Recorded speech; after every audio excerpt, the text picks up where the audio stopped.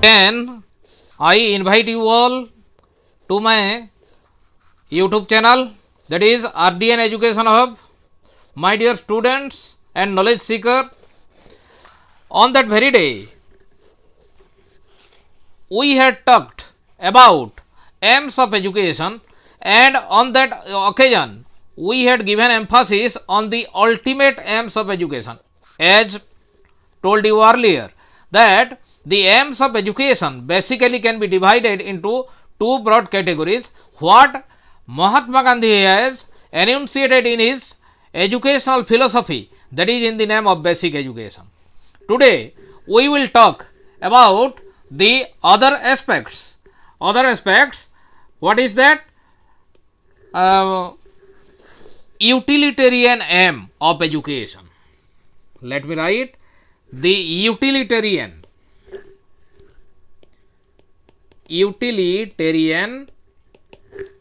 aims of education. Aims of education by Gandhiji. Alright. So, let me explain what is utilitarian. Utility means which is very much useful. The things which are very much required for our survival. That means basic requirements. Basic requirements. What is needed for our survival. Alright. So, here utility means the things which are very much essential.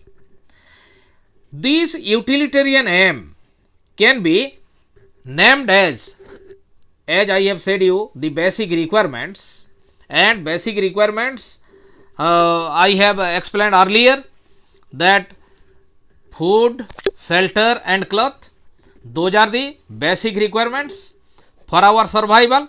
That is why the other name of this your utilitarian aim can be taken as bread and butter aim. Bread and butter aim. Butter aim. Bread is required for our survival. Alright. But if we bring some sort of your sense of taste in our life, and we want to lead a very good life which is very much based on humanity, then we need some sort of your butter in it, so that the food will be tasteful one. That is why it is bread and butter aim. Then those your basic requirements are the things which are very much useful, the things which are very much essential for our survival. That is your very much urgently needed by us for our survival immediately. Isn't it? So, this aim is also named as immediate aim. What is that? Immediate aim. So, the utilitarian aim can be treated as bread and butter aim or immediate aims of education. So, let me explain that what sorts of your utilitarian aim, particularly Mahatma Gandhi put emphasis in his educational system. So, as said you earlier, that food, shelter, clothing, these are the your basic requirements, and we are to your need some sort of your essential things, requisite materials for our survival. So, on the basis of that, we can explain the aims of education in relation to the utilitarian aims of education. So, the very first point is, what is that? Self-sufficient aim. Self-sufficient aim. Self-sufficient aim. It means this is related to self-reliant. Self-reliant we have discussed earlier.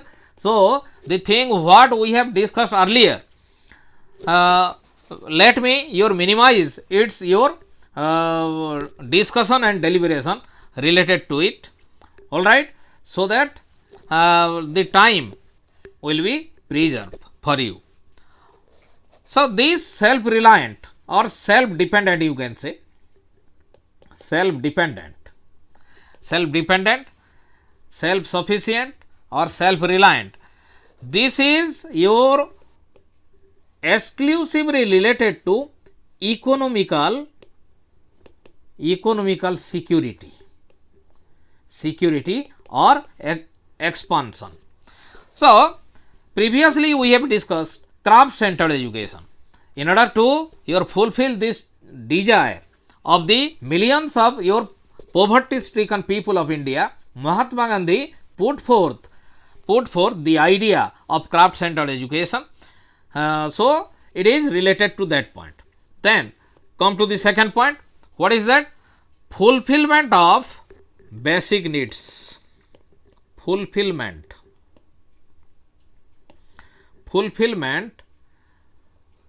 of basic needs. Fulfillment of basic needs. Fulfillment of basic needs.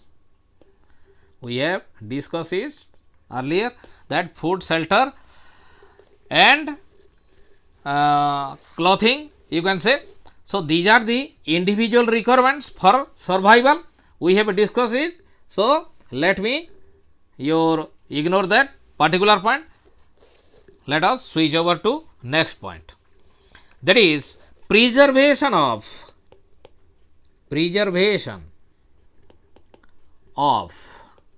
culture. Preservation of culture. Culture, I have explained earlier that this is the aggregation of all the things what we are following or imitating in our day to day life, or the thing what is with us since ancient days and still continuing with us at present. Alright. So preservation of culture.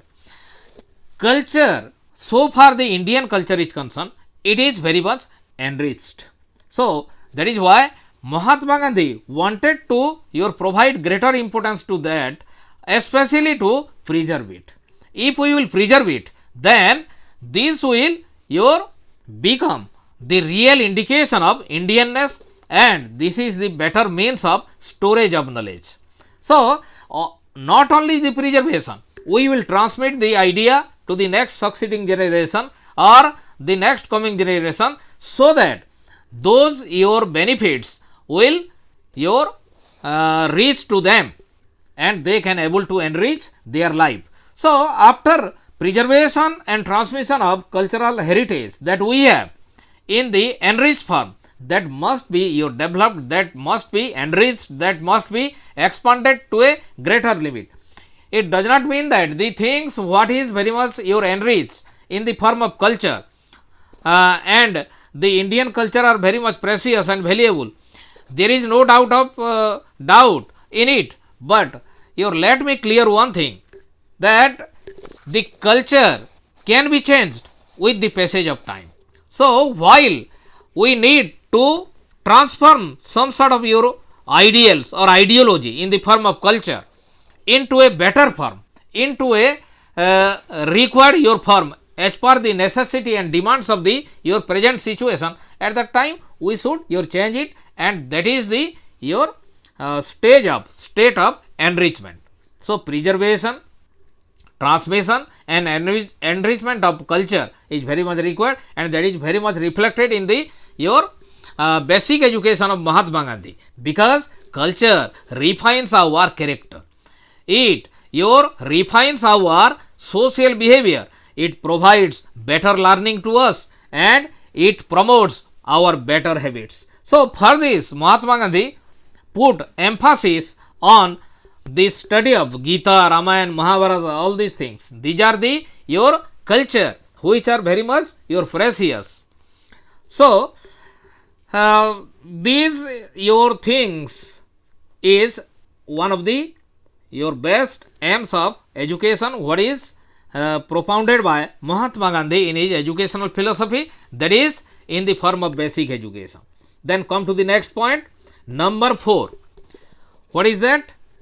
Number 4, social and individual aim of education. Social and individual aim of education. Individual aim of education. Aim of education. Social aim means your aims which can realize the benefits and necessaries of societies. And individual aims relates with the individual benefits. So, as you know that most of the Indians are poor, that is why Mahatma Gandhi introduced craft centered education, vocational based education. So, on the basis of that, he wants to fulfill the demands of the individual, and when the individual is capable to fulfill his own demands, then he can realize the essence of life, and while he will realize the essence of life, then ultimately that your thing can promote his personality, and on the basis of that he can able to your contribute for the betterment of society, and your in this way we can have a good society in the ultimate way or in the ultimate time. So, the good society indicates what? This is based on truth, non-violence, morality, good behavior, social service. Alright. So, this is the creation of ideal men and ideal citizens indirectly. So, social and individual aims of education may fulfill the demands of individual as well as society at large. Alright. So, these are the things which are given much more importance by Mahatma Gandhi in his basic education. So, we can consider all these things as aims of education. Next, your point coming in its way in the form of aims of education by Mahatma Gandhi, that is balanced and harmonious development of personality. Balanced and harmonious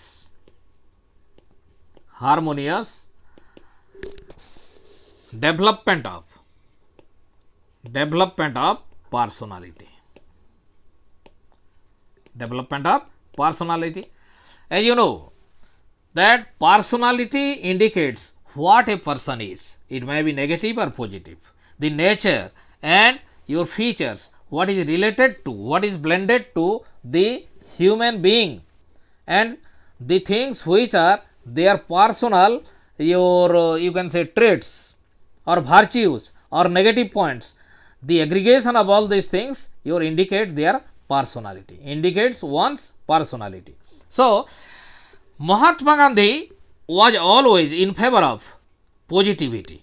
He wanted to provide that type of education on the basis of which we can have a better your attitude, we can have better features, we can your acquire or inculcate better knowledge in the form of virtues and traits. So, on the basis of that our personality can be refined, and that can be well defined by each and every individual. So, that must be balanced. On the basis of that he wanted to put emphasis on the culture, what I have said earlier. So, Mahabharata, then Gita, Ramayana, on the basis of that we can acquire different types of your moral values, and those moral values may promote the human personality into a greater limit, and our personality can be balanced and harmonious, and everybody will accept that, or you can say the society will accept its or approve its in its your greater your basis. Then come to the next point, number 6, training for good citizenship. Dear students, I have said you earlier that the points what I have discussed is interrelated to one another. Training for good citizenship, also good citizenship also related with, you can say, good culture. If you are having social development or individual development, then ultimately that is the indication of good citizenship. As you know, for the better promotion of administration, for the better promotion of humanity, and for the better promotion of morality and spirituality, there is necessity of good people, and good people in the sense that is your good citizenship. All right. So here we can realize as a better citizen, one can realize his duties, his responsibilities, his rights and obligation, or what you can say loyalty. All right. So next, come to the next point, number 7, provision for free and compulsory education. Provision for free and compulsory education.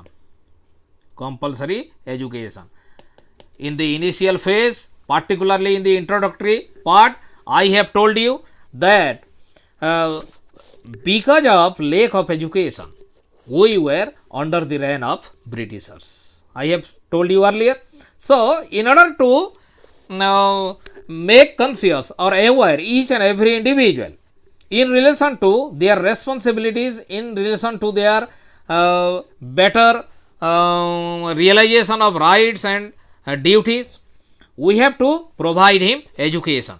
Not only one individual should get your education, rather each and every individual, because education is their birthright and this should be free and compulsory. If it is free, then all the poverty stricken people, all the people, poor people of India can get the benefit of education, and on the basis of that awareness and consciousness can be created, and this your awareness or this your education for all will make India your prosperous and enriched in every respect. All right. Then come to next point, number 8, aims for self restraint. Aims for self restraint. Restraint means control. All right. It means control. As you know, Mahatma Gandhi was a man of humanity.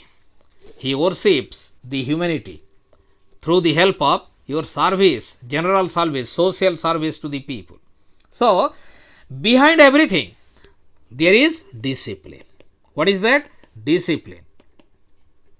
Discipline in the sense, if you are doing your duties and responsibilities in a better form by realizing everything, then automatically the quality of humanity will develop in your mind, and that your humanity will promote your self-control, and with the help of self-control, your moral, your power, moral strength can be developed, and sociability,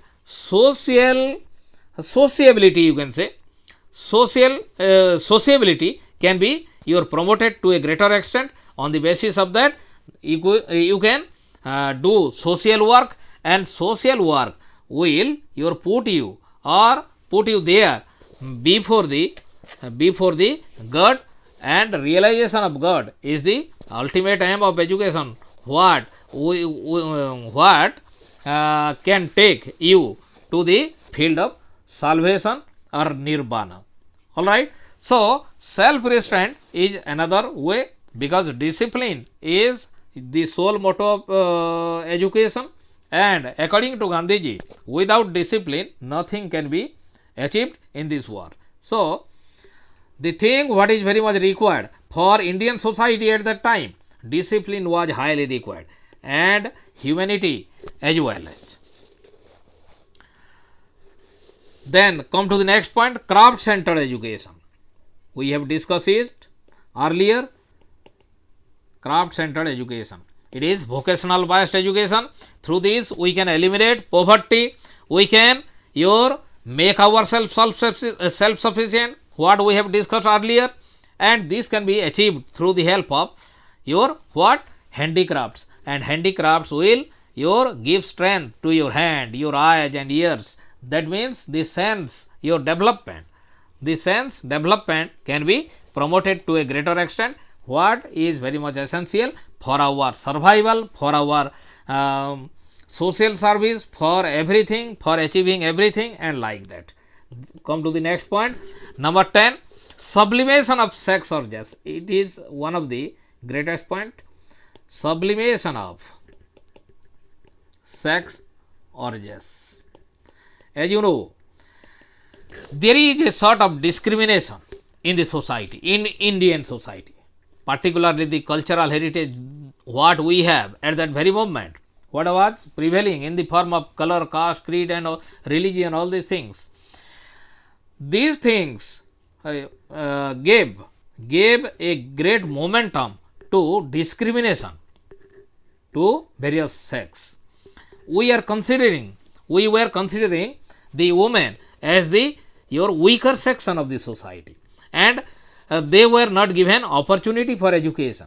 But if we think very tightly, then we can find that it is women who shoulder the responsibilities of a family, and it is the beginning of your social course and social efficiency, good behavior, good manner, everything here comes from her.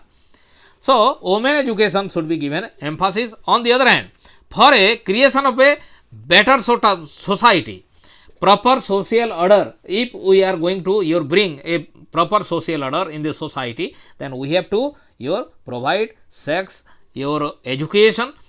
Otherwise, there will be a big gap between man and woman. That is why it is essential to put there in the form of aims of education in the basic form of Mahatma Gandhi. By this we can achieve greater things. Come to the next point. Aims for purposeful education. Purposeful education. All right. As you know, every education should be related to life.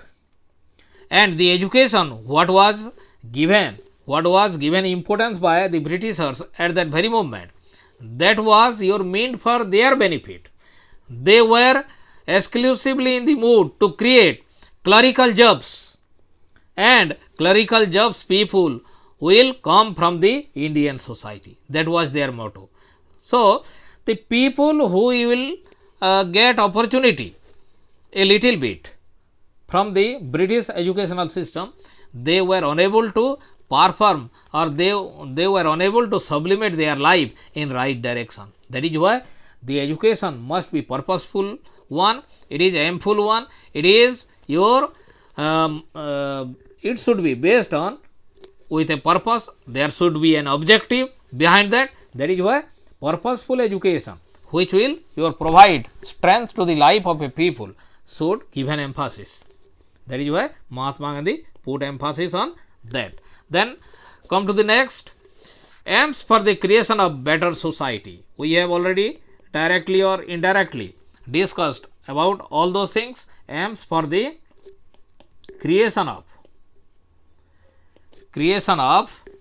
better society. Better society. All right. So, we have already discussed it, that through the help of better education, through the help of giving importance on culture of Indian society, we can create a better society. And if we will provide or fulfill the basic requirements of an individual, then social development is possible. We have already discussed. Then next point, aims for universal education. Aims for universal education.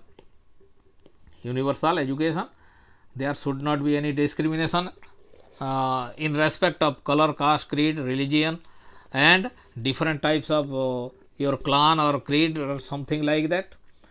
Everybody has their own right, birthright to have education. So, we will provide that type of education. We will make arrangement for such type of education where everybody will get your benefit for education, and they will not deprived of from receiving education at any cost. Then come to the next point, aims for child centered education.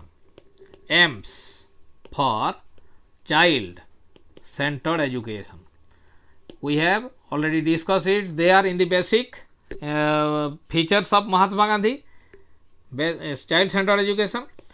Child-centered education means it is child-centric education. Child-centric education in the sense that the interest, motivation, inclination and desire of a child must be taken in view before going to facilitate any type of education or before going to arrange any type of educational system for them. So, first of all, we will consider the interest and inclination of the students. On the basis of that, just by taking into consideration the child at the center, we will have to provide better education to them. Otherwise, the real purpose of education cannot be served. Alright, we have already discussed it. Then come to the next point, aims for correlated teaching. We will discuss it later on in your methods of teaching. Aims for correlated or integrated education. Integrated education. Alright. Correlated education means the education, one subject must be related with others, because knowledge can be your interlinked. It is very much interlinked to one another.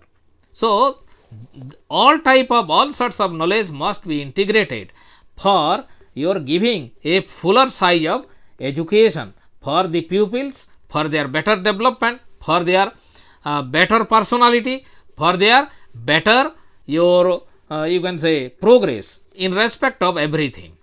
Alright. Then come to the next point, that is aims for physical education. Aims for physical education. Aims for physical education. We have already discussed it, that there is 4 H's of Mahatma Gandhi. What is that? That is hand. You will do everything at your hand. That means the practical knowledge. Then head.